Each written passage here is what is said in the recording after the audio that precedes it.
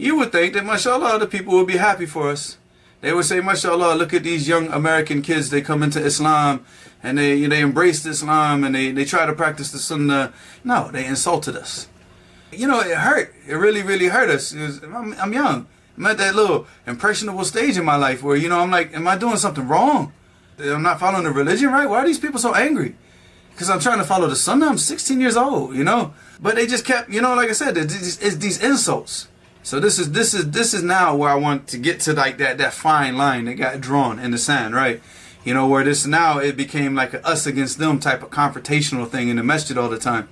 But it only propelled us more. And we used to always say this. We was like, man, we're going to go study hadith. I wonder what they're going to say. We learn Arabic. We learn the Arabic language. And we come back and we study hadith. What are they going to say then? They're going to say we don't understand it.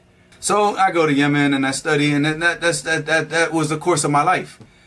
Now, of course, you know, remember the story. If I come back, what are they going to say? Well, when I come back and they know I went to Damaj and I studied hadith and everything, guess what? He can't teach in the masjid. Bismillahirrahmanirrahim. Walhamdulillahi rabbil alameen. Wa salatu wa salam ala rasulillahi wa ala alihi wa sahbihi ajma'in wa ba'd. So in this video, inshallah, I want to give a brief history, storytelling time, I guess you could say, about what events, I guess you could say, propelled me to go on this path of going towards the seeking of knowledge of hadith over, of course, other things like, you know, studying different madhahib and, you know, all this, you know, and whatnot. Because obviously, like right now, you know, we have the series that came out on Institute, which is the abandoned sunan, the abandoned sunnahs, and, you know, so inshallah in that series, inshallah, bi'ithnillahi ta'ala, will continue. And it will continue for as long as Allah subhanahu wa ta'ala writes it to continue. So and the whole point is to reintroduce the people back to these things that have been left, all these different sunnahs. But I wanted to go back in the past and just, like, you know, look back and like just talk about how this whole love for, you know, this I guess you could say this love developed and what like led me towards that path. So of course it all started when I first became Muslim. I became Muslim in I think it was around like September of 1993. I was 15 years old at the time. I had already accepted Islam as a religion, like, you know, like me accepting Islam when I was like in my last days of being 14. So like generally you might hear me say I became Muslim when I was 14, and then sometimes I say 15. So it's not because I'm confused, but it's because I had already accepted Islam, like in my heart, like, you know, I knew that Islam was the truth. So for me, once I accepted that, I had already become Muslim, you know. So for me, that was when I was 14. But when I was 15 in September of that year, that was when I like officially, you know, I called up the masjid and, you know, and the brothers came, took me to the masjid, and I became a Muslim. So what happened was when I was trying to become Muslim at this time, I was calling up different masajid, you know. And back in those days, we had the phone book. So I opened up the yellow pages and I just look up mosque, you know. I didn't know even the word masjid. I didn't even know this word existed. So I just looked up mosque in the yellow pages. I found different listings. So I said, all right, I'm just going to call them one by one. So the first one that I called was actually a brother here in Jacksonville. His name's Omar. So Omar, if you're watching this, you missed the big, you know, you missed the opportunity. But, you know, alhamdulillah, it's tawfiq from Allah, because, you know, Allah puts his, you know, those blessings to whom he wills, you know, and to the people who deserve it more. And you're going to see that the brothers that got it, those blessings, they deserved it more. And also it's a big change, because if I had become Muslim, if Omar had answered the phone, it might have been a different story. Allahu musta'an. So I probably won't be talking to you right now. So I called Omar first, and his masjid, and he answered the phone. Now Omar is kind of like he's like kind of into this like Islamic Egyptology, Pan-Africanism. He's a Muslim, you know. He prays, alhamdulillah, Jummah and everything. Even, you know, I mean, he's a very serious brother. Even I heard a story, I don't know if it's true, but one brother even went up into the masjid one day, and this is true. We had a brother in the community that, you know, he said that the religion, because our language is English, everything should be done in English, you know. And so he would call the adhan in English. He prayed next to me, so I know this is 100% true. And he would say, God is great, in the name of Allah, the Beneficent and the Merciful. So he would pray like this. Allah was done. I shouldn't be laughing about this along son, it's Ramadan, but along son, he would actually, it was so hilarious. Like one time, the first time that he prayed next to me, he just messed my whole salat, because I'm in the salat, like Allahu Akbar. And he goes, and he was after, he, for some reason, I guess he's doing his niyyah, like, that bid'ah where they, like sit there and voice out their intentions. And I don't know what he was doing because he's whispering. He's like, God is great. And I did this, I looked at him in the salat. I was like, what? And then when he started, and I heard him say, in the name of Allah, or he said, in the name of God, the beneficent, the merciful. I was like, I'm sitting there looking at him, like in the salat, like I'm gone, like, he's not the imam, he's praying next to me. But yeah, so this is a true story.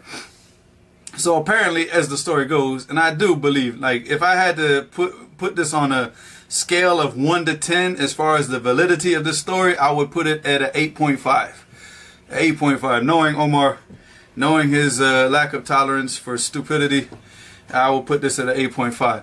So basically, this brother goes into the masjid to call the adhan. And he goes up and his God is great. So Omar just like, you get out of my masjid.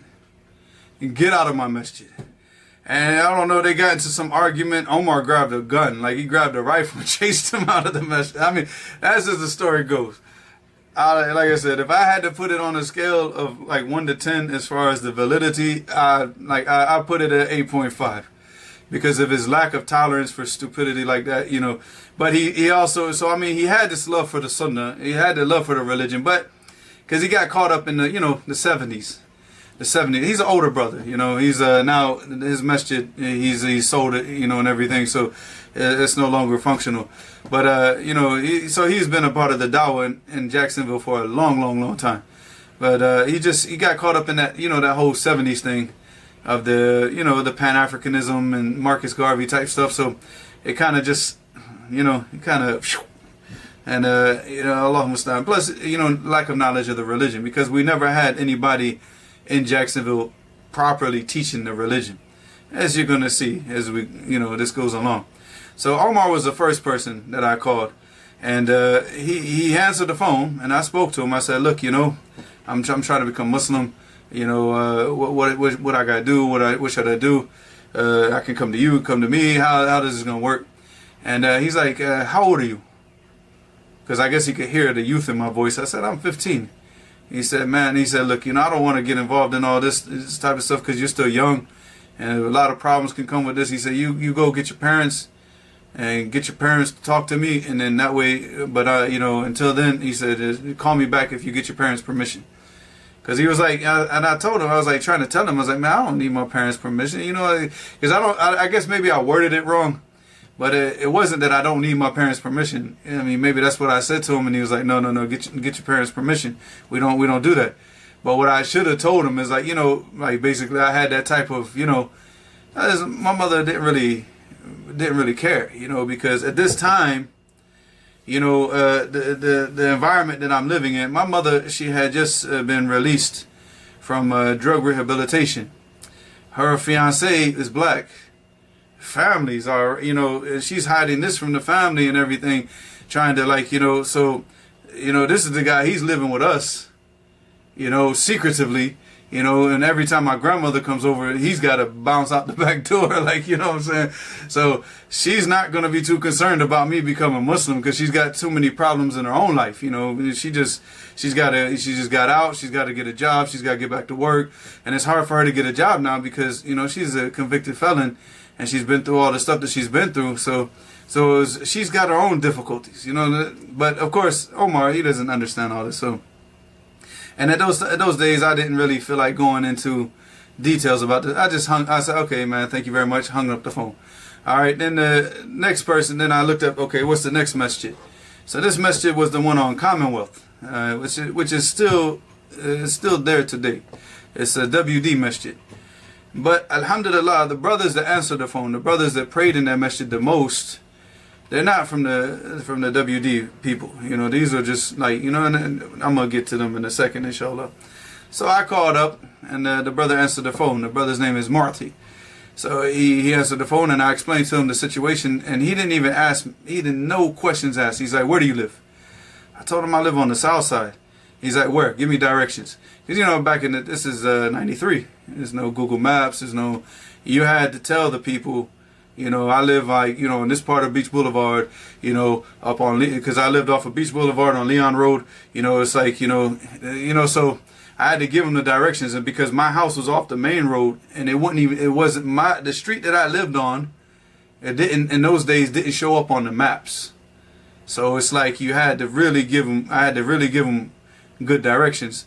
But mashallah, I mean, he came straight to my house. He left the masjid right at that time. He took another brother with him, and they came straight to my house. It took about, you know, 30 minutes, something like that. Because Jacksonville is huge. Anybody that's been to Jacksonville, I mean, you could look this up on Wikipedia. Jacksonville, as far as land-wise, is the largest city inside of America. Like you have the city, I think is Anchorage or whatever in Alaska, which is the largest city land-wise as being a part of America. But Jacksonville is the largest city land-wise. So it's like if you live on the south side, you just live on the south side. You don't go, because going to the west side is like going to another town, another city. It's, you know, it's far. It's, nowadays, like now that I come back to Jacksonville, like the roads, and you know, they built different freeways and everything. So a lot of the different parts of Jacksonville are more accessible. But back in those days, it's just like you had, you know, you chose which bridge that you wanted to cross because we have the St. Johns River in the middle of the city. So whenever you want to get to any of these different parts of town, like if you live on the south side of Arlington, you know, you're on this part of the bridge. You live on the north side, the east side, or which we call out east. We don't call it the east side. They just, you know, everybody just calls it out east. But, or you live on the west side, you have to cross that bridge, you know, to go to those sides of town. So, you know, on the west side, you can go up through Orange Park, you know, so it's not, it wasn't, back in those days, it was a drive, you know, it was a very, very big drive. So just for him to like, you know, come to me and go back, it would, you know, it's an hour drive, you know, so he came, you know, and I was there with my mother's fiance. His name's Emery. He's dead now. So he's you know, I don't want to say anything bad about him, but you know, and let's just say this: my mother met him in drug rehab. So, you know, and that's all there is to it. You know, so some people, you know, it's just, you know, we talked about this loser mentality and how it destroys the people, and it's just that's what happens to people. The people, they put their desires before their, you know, they don't have any ambitions and things that they're trying to achieve. So they get caught up in drugs, they get caught, and then they just end up destroying themselves. And this is what happened with Emery. But Emery was there with me, and I told him, I said, look, man, these guys are going to come. I'm going to become Muslim now. And he's like, man, So I don't know what you're doing, man. And I was like, what are you talking about? He's like, man, your mother, you know, what are you doing, man? He said, he started grabbing it, he started getting dressed. I said, what are you doing? He said, this is a big event, man. You should be here, man. You've been supporting me this whole time. I was like, yeah. He said, yeah, but man, because you got to keep in mind, and let me tell you about, actually, this is actually before I became Muslim. All right, so this is before the brothers came. Because I told you, I'd already accepted Islam in my heart at 14 years old. So this was during the summer. So my birthday was in the summer. So I turned 15 during the summer. All right, so when I turned 15, like during that summer, that's when I got the autobiography of Malcolm X. So I started reading about Malcolm X. The movie Malcolm X, Spike Lee's movie X or whatever, it just come out that year. So everything was just like bam, bam, bam, bam. You know, it's just this whole Malcolm X thing. So Emery went out and bought like a Malcolm X t-shirt. All right. So now keep in mind, like me, I'm the type of person like, look, man, I love Malcolm X. You know, I loved him. I love what he was about. I love, you know, and me learning about Islam at the time, I took that shirt, I wore it first day of school. First day of school, I was at the school in a Malcolm X t-shirt. And man, if you, everybody was like, huh? You know, a white guy in a Malcolm X t-shirt. What? You know, but nobody said it, because see, the thing is that a lot of people knew me. I was quiet, but I was, you know, nobody said anything to me. Like, let's just say this. I wore that shirt religiously. I made sure, like, once a week, I wore that shirt. At least once a week. And, you know, I wear it, I wash it, I wear it again. And, you know, nobody, I'm telling you, the whole time, nobody ever said anything to me. You know, the only time that one person mentioned to it was after I became Muslim. You know, but I'll get to that in a second. So, So anyways, so I mean, you see, like Emory had this type of support, you know. So it was actually like, you know, I had this Malcolm X picture of Malcolm X with by any means necessary shirt, and I'm going to school every day. So me, I'm already Muslim, you know. Before I had called the masjid, you know, I had already told, like, I was in world history class one day because I was already learning about Islam, and I was in world history class, and I'd already told the teacher. And I told this story before with Sajid, but I didn't finish up the story, actually. You know, almost done. I got sidetracked. So the history teacher, she called my name. She's like, James. I'm like, don't you ever call me James again. She's like, what? I said, my name is not James. I am a Muslim. You call me Ali. And she's like, okay, you don't, because she's looking at me like, you don't have to be so, because in those days, I guess, Islam was still new to people. So, especially with the older people, you know, she's an old white lady, right? So I grew up in an all-black school when I was going to school. And most of the teachers that taught us were like, you know, middle-aged to old white ladies. And the old white ladies were the worst. You know, they used to take the black students and break rulers on their hands. You know, so, but they wouldn't do that to us. Like, you know, like the two white students in the class, they wouldn't do that to us. They would say, oh, you know better, don't do that. But, you know, they would take the black kids and just, and break a ruler, a wooden ruler, you know, because this is the 80s, man. This is back in the, you know, this is back in the days when I was in elementary school. So I always had this mentality of these old white ladies. I'm like, man, I don't like them. So when I was telling her that my name is Ali, I was already prepared for confrontation. I was in confrontation mode. So my name's Ali, and you're gonna call me Ali. She was like, I have no problem calling you Ali. You know, just you know, you can relax. Okay, you're Muslim, great.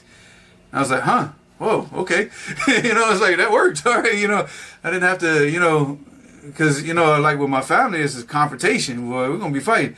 So that was before I became Muslim. Like I said, this was at the beginning of the school year. I'm already telling the people, y'all refer to me as this. So now here we go, because we start school in August, right? So now in September, a month later, a month after school starts, now I'm at the masjid. These brothers, they come. Well, I'm not at the masjid now. The brothers, they come, and they take me to the masjid. Well, before they took me to the masjid, they just pulled up at the house, right? So Emory's still there with me. And then the brothers get out the car. Now, at the time, like my only concept, because the Malcolm X movie, the book, and everything, my only concept of a Muslim is a, you know, bow tie, bean pie. So I'm thinking this is what, you know, okay, these dudes are gonna bring us some bean pies. Emory, you might want to wait, you know, don't go nowhere. But when they pulled up and they got out the car, the brother had a white thobe on. Both of them had white imamas with a white kufiya. And then Emory just grabbed his keys and said, I'm out of here, man. He said, no bean pies, no nothing. He got in the car, he's gone. He said, your mother's going to kill both of us, and I got nothing to do with this. And he just escaped. I mean, the brothers didn't even, I just came out, and before I could even talk to them, he was already backing out of the driveway. So it was like, and it was just me and them. So the two brothers that came to me were Marty and the brother Ishaq, which is a brother that we constantly, I mentioned him. I mentioned both of these brothers in the foreword of my book, which you could, you know, I don't know if it's still up there. Yes, it's right there. So in the foreword of the book, and also me and Sajid, we did a video reading from the foreword. So Ishaq is somebody that I mention a lot, you know, in the, you know, throughout talks and things like that. So and this is the whole point, because see, these brothers, I didn't know what this. I was like, what type of Islam is this? You know, this is not what I expected. You know, I thought we were gonna go out and give these fiery speeches out in the public, and you know, tell the people, you know, police this, and you know, just start yelling at the police, and you know, I didn't know. I got the Hollywood version of what, you know, Spike Lee tried to, you know, promote to the people as Islam. So, anyways, they sit me down, we start talking, and then I go to the masjid. You know, if you want like details, I'm writing a book about all this anyways, inshallah, so the book will be published later. But inshallah. But the point is that, you know, these two brothers, they made it like, you know, the thing to like, okay, they came, they picked me up all the time. So, you know, once I became Muslim officially, you know, and there's a brother in the masjid, and this is where I get back to the Malcolm X shirt, is brother Joe Bradford, if you know, because you could look him up. He's known. He's because he was also born in Jacksonville. I don't know, he wasn't born in Jacksonville, but he went to high school in Jacksonville, and we were in the same high school together, me and Joe Bradford. So he became Muslim about the same, the same age. Our stories are very, very, very similar. And also him at the same time, even though he was already Muslim, because he's older than me. I think he's about 2 years, 2 years older than me, because I was in 10th grade, he was in 12th grade. So, but he went to he had a different program that he went to, so I didn't actually see him in school. So I only seen him when he went to go get on his bus and leave. So, like now I meet him for the first time at the masjid. And Joe Bradford he's the brother that sat me down, taught me Surah Al-Fatiha. So even Joe Bradford, he would he took it as like a mentorship thing, So alhamdulillah, a lot of the early stuff about prayer, the salat, and the tashahhud, and all this stuff. He was the brother that sat down and actually taught me all this stuff, right? So he saw me. He's like, I know you, man. He's like, I saw you at Sandalwood, wearing a Malcolm X shirt. And I was like, yeah. He's like, I was wondering what was a white guy wearing a Malcolm X shirt for. I was like, yeah, So I was reading the autobiography, and my mother's fiance bought me the shirt, and so I just started wearing it. So he's like, he said, that's interesting. So it's good to see you here. So then, alhamdulillah, So like I said, in the beginning, it was mainly Joe Bradford. He was the one that was, teaching me, like I said, Surah Al-Fatiha and all the stuff that I needed to know for the salat. But it was Ishaq and Mu'ti that they were all coming all the time to me, get me and take me to the masjid, bring me home from the masjid. So they took a lot of care, because Mu'ti, he lived closer to me. Ishaq, I don't know where he lived. Nobody ever knew where Ishaq lived. It's the longest time. Ishaq was always this mysterious figure. Nobody knew what his job was and where he lived at, But I think at that time he lived on the west side, closer to the Commonwealth. And that's why they went to the Commonwealth a lot. But the thing was that with Ishaq, that I noticed that I started to learn from him, is that he always tried to practice the Sunnah. So he had a copy of Sahih Bukhari, the one that was printed in English by Dar es-Salaam. And he just read through that every single night. He just read through it every night. And he would, take that hadith. So he tried to dress like the Prophet. He tried to, sleep like the Prophet, eat like the Prophet, and all the things that he could learn throughout Sahih Bukhari. So this was the type of tarbiyah that I was getting from him. Now, keep in mind, I'm young. I just come into Islam, but this is my example now. He's not teaching me this. He's not telling me, hey, you need to read Bukhari. But I'm watching his example. I'm watching what he's doing. So I'm like, okay, I need to start reading hadith. I need to start, so I started having this interest, this strong interest in reading Sahih Bukhari, Sahih Muslim. So I would sit in the library at the masjid. I would take different volumes of Sahih Muslim and just read different things. I would just randomly open up chapters and just read a hadith. And I would read about certain things and I just try to practice them. Even to the point where I made a pillow. This is later on though. Actually, because I read the type of pillow that the Prophet ﷺ had. It was made out of leather. I think I read it in Sunan Abi Dawood. I don't even know if the hadith is authentic, and I couldn't even tell you where the hadith is today. Because I had an English copy. So, but it was like a leather pillow that was filled with palm leaves. So I went outside, because we live in Florida, we're going to get some palm leaves, right? Start cutting down all these little palmetto bushes, which are they got the little palm leaf fronds. I'm not going to climb a coconut tree. So I was like, let me cut these down. I bought a big strip of leather, stuffed that thing full of those leaves and wrapped it up and sewed it together. And bam, I was like, man, it's a prophetic pillow right there, boy. And I used to sleep, I used to take that pillow everywhere, everywhere. Like if I were to travel, to another masjid or whatever, out in like Tampa or Orlando, I'd take the pillow with me, and I'd sleep in the masjid with that pillow. So this is the type of tarbiyah that we had. Now, you would think that the people around that are seeing, us being raised up with this type of understanding of going back to the Sunnah, learning the Sunnah, you would think that, mashallah, the people would be happy for us. They would say, mashallah, look at these young American kids, they come into Islam, and they embraced Islam, and they try to practice the Sunnah. They're trying to do everything that, that the Prophet ﷺ did. Even to the point where it's like my beard, when I was younger, was a lot redder.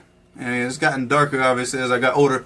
So, but I read that the Prophet ﷺ, put henna in his beard. Well, he didn't, but he encouraged the people to put henna in his beard, right? And, there's different narrations, actually. So, but the encouragement. So me and another brother, we went to the store, we got henna, mixed it. I was like, how do you do this? He's like, I don't know, man. And my beard never changed color because it's the same color as the henna anyways, right? At this time I'm 16 years old. I have no white hairs in my beard, so you know what is it gonna do, right? It's not gonna change any color. And my beard was already like reddish, you know, and it didn't change, you know. It just like the henna just sat in my beard, and I washed it out, and nothing changed, you know. So, anyways, I mean, but like I said, and going back to this, you would think like the people in the masjid, the imam of the masjid, everybody would encourage us more. You know, encourage us. No, they insulted us. So this is now where I want, you know, to get to like that fine line that got drawn in the sand, right? You know, where this now it became like a us against them type of confrontational thing in the masjid all the time. Because we were trying to follow the sunnah. We don't know about these madhabs. We were like, nobody came up to us, and every time that I would ask somebody about madhabs, they'd be like, don't bother yourself with that, just keep reading the hadith. These were the brothers that were around us. These were the brothers that, you know, were teaching us. They said, don't bother yourself with these madhabs, just keep doing what you're doing. But, you know, but then when we're doing that, we're trying to practice the sunnah, then we see the imam doing things that's like, nah, man, that's against the hadith in Bukhari. So we tell the imam, go up and say, hey, you know, why are you doing that? You know, there's a hadith in Bukhari. And the Prophet ﷺ, he didn't do it like that, you know, because the first thing that really got me was actually in Salat. I was praying with a whole group of brothers from Pakistan, and it was so the imam and everybody in the Saf, they were from Pakistan, maybe Pakistan, maybe Bangladesh, whatever the case may be, but you know, they were all brothers from that area, right? So I was the only one there. Because I came late and I had to pray with this second Jama'ah, so I didn't pray with the other brothers. So it's Maghrib, right? It's Maghrib and we're praying, and the Imam, he's like, of course he didn't say Wala Dhalin, Wala Dhalin with a Zal, you know. So and I'm like, okay. So he said Wala Dhalin. I was like, what? I was the only one saying it, and I couldn't even finish it because I thought I did something wrong, you know. It's like, and I didn't say I mean for the rest of the salah. I was so embarrassed because I'm still young, you know. I'm thinking like, oh my God, man, did I do something wrong? So I go and talk to the brothers. I'm like, what happened? He said, this is their madhab, you know. They don't follow the sunnah, you know. And this is, you know, I'm saying this is like, you know, they say, you know, but yeah, because I was like, I read the hadith, you know. You say Ameen, and if your Ameen matches the Ameen of the Malaika, you know, your sins are forgiven. You know, this is what I knew, you know. And they're like, yeah, these people don't follow that. They follow Abu Hanifa. You know, I'm like, what? Well, who was Abu Hanifa? You know, I don't know this stuff. And a lot of these instances kept coming up. You know, people telling us, you know, about the raising the hands. We're trying to get foot to foot, and people don't want to get foot to foot. So we keep like, next thing you know, we're doing like a Jean-Claude Van Damme type of split in the masjid, you know, trying to, you know, and you know, Allahu Musta'an, and it just got annoying to me, you know. I'm like, why did these people not want to, like, it's very clear, you know, we're reading that hadith, and then every time that we go to the imam of it, he's like, you guys, you don't understand the hadith. You don't understand the hadith, just leave it, you know. And there's an imam also, he's Hanafi, and the imam was from Pakistan. He never studied Islam. He just, all he was in the Tahfidh al-Quran, and he got his degree in comparative religions. So again, it's another case of one of these guys that never studied Islam. They go out, now he's the imam in the masjid telling the people about Islam. But himself, he studied in Britain with kuffar. Then he's doing his master's degree in America with kuffar. So he never actually sat down and studied the religion with the ulama. And he's like, no, you know, he's just telling us, you guys, you don't understand the hadith. You don't understand the hadith. You know, you don't know Arab. You know, you need to know Arabic. You know, you don't understand it. So I'm like, what? I was like, come on, man, it can't be that bad. I mean, it's a translation. I know the translation is not perfect, but it can't be that bad. I mean, you gave me a translation of the Quran to understand the Quran, and you never told me I don't understand the Quran, but now you're telling me I don't understand the hadith, so I didn't get their logic, right? And then they used to insult us all the time, you know. You know, whenever we come in the masjid, they, you know, the Hanafi crew, they say, look, these are the followers of Ishaq. These are the Ishaq's followers. You know, because they thought that we were just trying to be like Ishaq. No, we were following the example of the brother Ishaq, Allah Yahfadhu, and following the Sunnah and going back to the Hadith and practicing our religion. And they called us other names, you know, but back in those days, I didn't understand what they were saying. So, you know, and it always became like this confrontational thing. but it only propelled us more. You know, it only propelled us more to like try to understand more and read more and practice more. Because it got to the point where it's like, you know, at first we were hoping the people would be happy this is what we were doing. But then when they got angry, you know, it hurt. It really, really hurt us. I'm young. You know, I'm at that little impressionable stage in my life where, you know, I'm like, am I doing something wrong? You know, is this like, I'm not following the religion right? Why are these people so angry? Because I'm trying to follow the Sunnah. I'm 16 years old, you know? So, but they just kept, you know, like I said, it's these insults. Even one time I went to the Imam and I told him, I said, Akhi, he told me, I'm sorry, I was talking to him and he said, you know, you need to memorize this dua from the Quran. And I said, okay, teach me. He said, no. He went over, Ishaq was sitting down. Ishaq used to sit up all night reading Bukhari in those days. This is way back in the days, right? So, you know, this is like 94 now, like 94-ish. And so Ishaq was sitting on the wall and I think he had a mushaf. It was open in his lap. But because he used to sit up all night reading Bukhari, he was like just dozing off. So the Imam's like talking to him, Ishaq, and he's dozing off. And he's like, huh? And he's like, here, teach him this dua from the Quran. I said, why don't you just teach me? He's like, hey, just let him teach you, you know? Because basically, like, you follow him, you don't follow me. I'm like, you evil people, you evil people. So I sit down with Ishaq. Ishaq was going over the dua. He's trying to stay awake the whole time. But the thing was that he wanted to show was that, you know, he wanted to put Ishaq on the spot. He wanted to show up Ishaq. You know, see, it's just how evil the people are. See, Ishaq never professed to be a person of knowledge. He's a very humble brother, a beautiful brother. You know, his mannerisms, the way that he talks to people, everybody in the community loves him. I mean, there's nobody, you know, that doesn't love Ishaq, even till today. You know, Ishaq was just at my house tonight. Just last night now, because it's now just after Fajr. But, and just bringing food and everything for my family. That's just the type of brother he is. We brought so much food.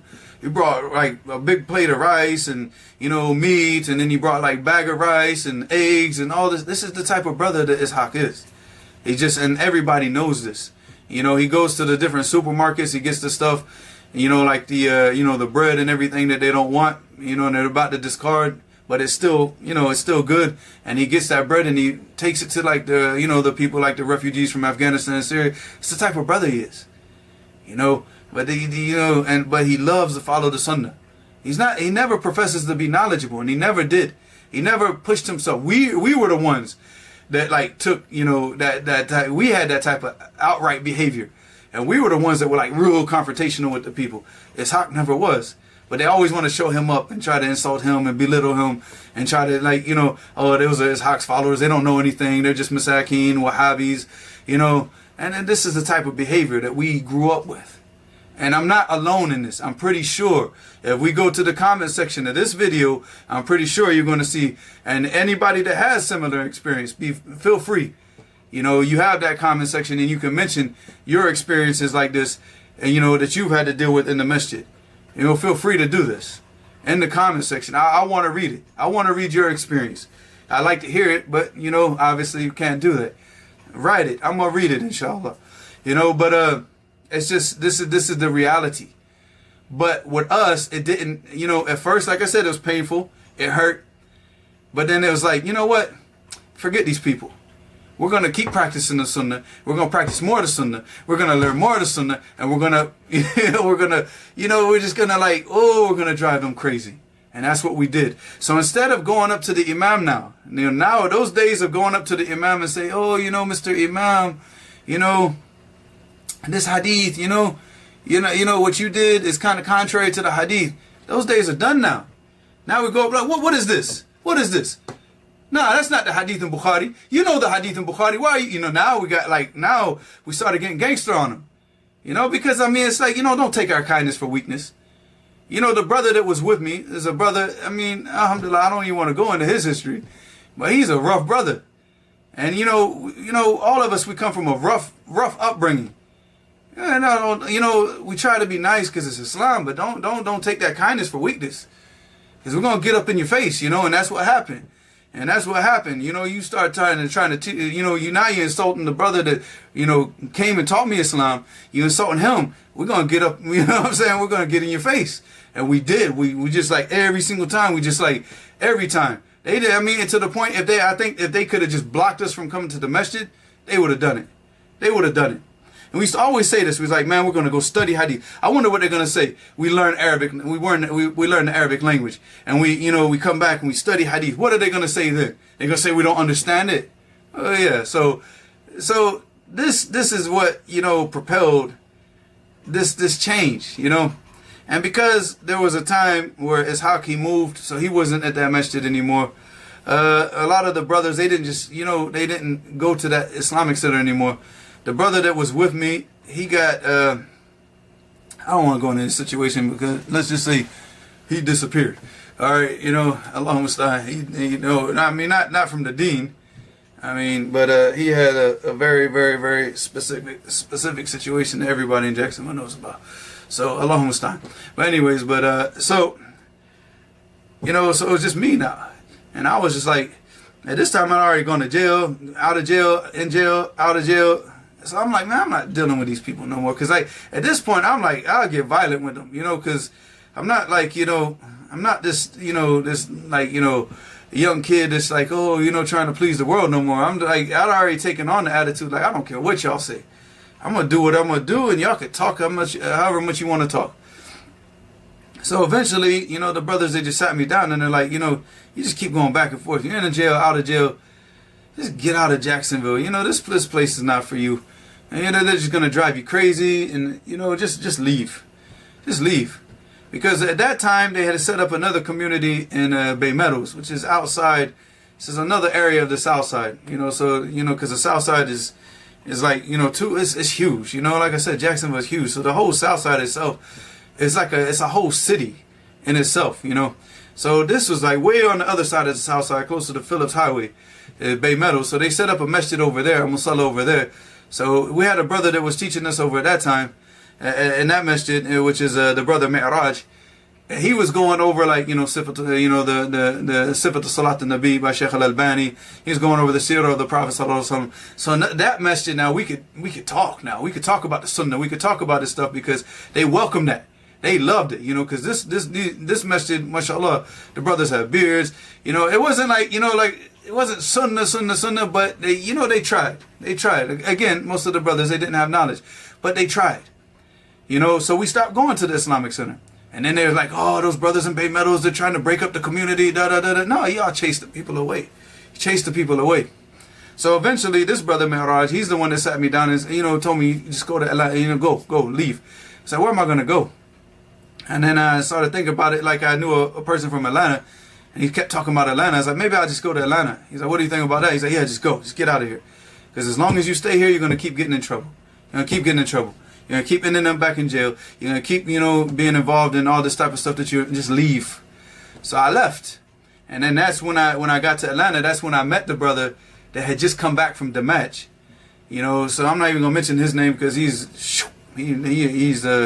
has nothing to do with Damaj, and Damaj has nothing to do with him now, you know, because he mashallah, he really took a U-turn and went in a different direction. But at this time, he just come back from Damaj. So all this, you know, Sheikh Mubil. So I'm like, so what is it that you guys studied in Damaj? And at this time, I got my money together, I got my passport. So I'm just like, you know, trying to find a place to go study. I want to leave the country, you know, and I wanted to go to Sudan. You know, this was my plan. And even when I sat down with Jamil Alameen when I first got to, you know, to Atlanta, and that's what I was telling him. He's like, what do you want to do? I said, I don't know. I'm going to go to Egypt, Sudan, study the Arabic language, memorize the Quran. That's what I want to do. I want to study this religion. Go back, you know, go study the religion, come back and teach the people the proper religion. You know, that was my mindset. You know, but I just didn't have that guidance, you know. It's like, who's going to, you know, where do you study the Sunnah? Now, I met this brother, and like the brothers that came and picked me up, and this story is told in the video with Sajid. So the point is that when I met him, and he told me what they studied in Damaj, he said, all we study is hadith. I was like, you serious? He said, yeah. He said, we study hadith, we live like the Sahaba, in mud houses with no electricity, no running water, and, you know, and it's just, you know, none of those, you know, none of those distractions of life, It's just like, he said, when you go to Damascus, he's like, you're going to live like the Sahaba. I was like, you serious? He said, yeah, you're going to get sick. You're going to probably almost die when you get sick. You might die, who knows? But you study hadith all day long. And then you're going to see the people practicing the hadith. I was like, you serious? That's Jannah, akhi. You telling me about Jannah? Or you telling me that this place actually exists, you know? This is Jannah. So that was it. Forget Sudan. Forget Egypt. Forget all these places. I'm going to Yemen. And that's it. My mind locked and loaded on Yemen. And that's it. So, and then that's what happened. So these are all the things that set the stages. So, and then of course, after this, then I go to Philadelphia. From Philadelphia, I go to Los Angeles. Los Angeles, I sit with Fareed. And Fareed, just because this brother, he had studied in Damascus for 2 years. He got the Arabic language. He studied like, Fath al-Majid. He got a little bit, he could teach Kitab Tawheed. He could teach a little bit, but he wasn't like well-grounded. When I sat with Fareed, and Fareed is well-grounded. Fareed is like Quran and Sunnah, and he's well-grounded. So when I sat with him and I saw his mannerisms, I saw his everything, and I was like, okay, this is like Ishaq with a lot of knowledge. You know what I'm saying? Like, this is Ishaq with a lot of knowledge. I'm like, wow, like Fareed just did it for me, like Fareed just really sent me, like Ishaq started it and Fareed just like, put like the jet propulsion thing on it and just sent me like rocketing towards, I got to get to Damascus, like right now, even to a point where I couldn't, because I couldn't save money. I had a problem with money. So I actually took a key, like I had a lock on the closet. And I gave the key to Fareed. I said, don't give me this key, man. And I used to, I would take the money I made, like extra money that I made, I would just toss it underneath the door. So I couldn't open the door just to, so I could save money. And I told Fareed, I was like, don't give me this key back. Keep that key with you, I'm going to save money. I'm going to Yemen. So like Fareed, man, he used to give me like whatever free time. Like if I asked him about something, he'd sit me down and he'd just break the masala down. So he was like, it was, sitting with him, like Fareed is a sheikh. Anybody that speaks about Fareed doesn't even know Fareed. Fareed is a sheikh. Fareed is the only person in America, in the West, that I would say that's a sheikh. That's a sheikh. That if he was overseas teaching in Arabic, I would go sit with him. And the more that I learned about the religion, the more I respected him. Whereas other people, other individuals, these personalities, the more I learned about the religion, the less I respected him. But Fareed was the only individual that the more I learned in Damascus, and I told the brothers this, I said, the more I learn, the more I respect this man. His mannerisms and the way that he teaches and everything, it's top notch. The brothers in America, they don't realize what they have. And that ni'mah got taken away from the people. Because now Fareed's not teaching in America anymore. So you gotta have that, when you have that ni'mah, you gotta take advantage of it. Don't let it pass you by. So I go to Yemen and I study, and that was the course of my life. Now, of course, remember the story. If I come back, what are they going to say? Well, when I come back and they know I went to Damascus and I studied hadith and everything, guess what? He can't teach in the masjid. We're not going to let him teach in the masjid. We're not going to let him talk to the people in the masjid. So it even got to the point where if I had a group of people sitting around me in the masjid, they had a little Syrian guy, he's a spy. He would go back and call the board and say, yeah, he's teaching the people in the masjid. And of course, there was a brother in the community who was very close to everybody. And he would tell me what they were saying behind my back. And this is what happens. This is because they don't want the sunnah. So a lot of people, I'm telling you, and also the young people that, think that like, okay, you're going to go out and get knowledge and the people are just going to come back and welcome you with open arms. They're not. They're not. They're going to, the biggest enemies are those people. They become the biggest enemies because they don't want the sunnah. They don't want the sunnah. They don't care about the sunnah. And you talking about the sunnah is against what they're trying to do. Because they're so far away from the sunnah. So believe me, the people are not going to just welcome you and hug you. Some people did. Most of them didn't. A lot of the brothers that I grew up with that, we used to sit down and we used to read hadith together. They welcome me. And they still, alhamdulillah, they still, keep in contact till today. But those guys, nah, you can't teach in the masjid. You can't, we don't want them we don't want them talking nothing. So you see the reality of the situation. And this is but that's why I'm saying you have to make, what you're doing it for Allah. You're not doing it for the people. You're doing it for the pleasure of Allah. So don't concern yourself with what they say. They're going to talk about you. They're going to insult you. They're going to do everything. But don't, you gotta have like we say down south, you gotta have some thick skin, And you can't allow that stuff to, like, you know, get to your heart. You know, they said worse to the Prophet sallallahu alaihi wasallam. And look what he went through. So, of course, you following that path of the Prophet sallallahu alaihi wasallam, trying to call back to the Sunnah, they're going to talk about you. They're going to insult you. They insulted the Prophet. His own family insulted him.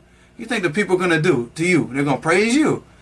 So this is the reality, and this is the mindset that you have to go into all these studies with, is that this is, you know, I'm going into this, I don't care about the people. Wallahi, everybody on the face of this earth can sit there and say what they want. There's going to be Anbiya that come with one follower. And the Anbiya, laysa ma'ahu ahad. Nabi, a prophet, is going to come on the day of judgment with no followers. So who cares? If you have to be an ummah by yourself, just like Ibrahim, sallallahu alayhi wasallam, you know, kana ummatan qanitan lillah. Ummah, one man. That's what you have to be. And you call the people to the Sunnah even if nobody listens to you. You know, because this is what we're about. So first, you know, your first priority is to learn the Sunnah. And then your second priority is to call to it. If you have to use a madhab to, like, you know, try to get you along in the way to understand the different masail and fiqh, or that's just because the place that you live, that's what they teach. In Yemen, we never taught a madhab. And alhamdulillah, and they look at all the, you know, you look at all the Yemenis and the fiqh that comes from the people of Yemen. Nail al-Awtar is one of the best books of fiqh, even in the Kulliyat al-Sharia.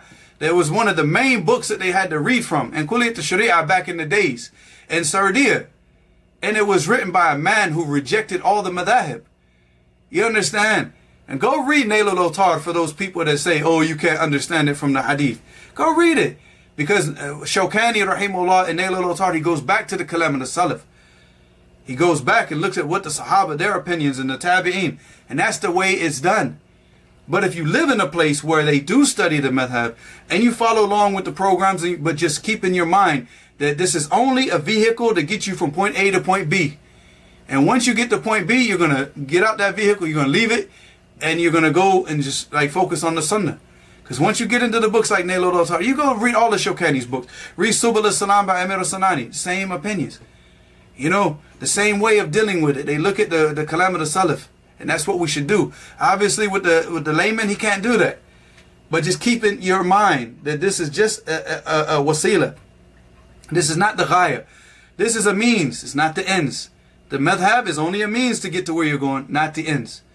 So focus on that and focus on learning the Sunnah, practicing the Sunnah, and calling the people to Sunnah, even if you are the only person that will listen to you.